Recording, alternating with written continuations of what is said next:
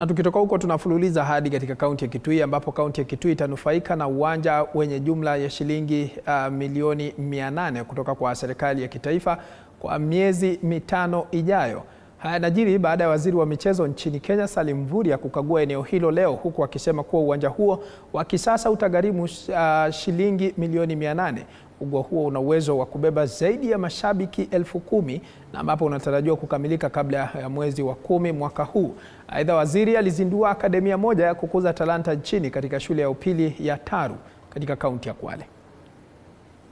Stadium hii itakuwa na capacity ya watu 10,000.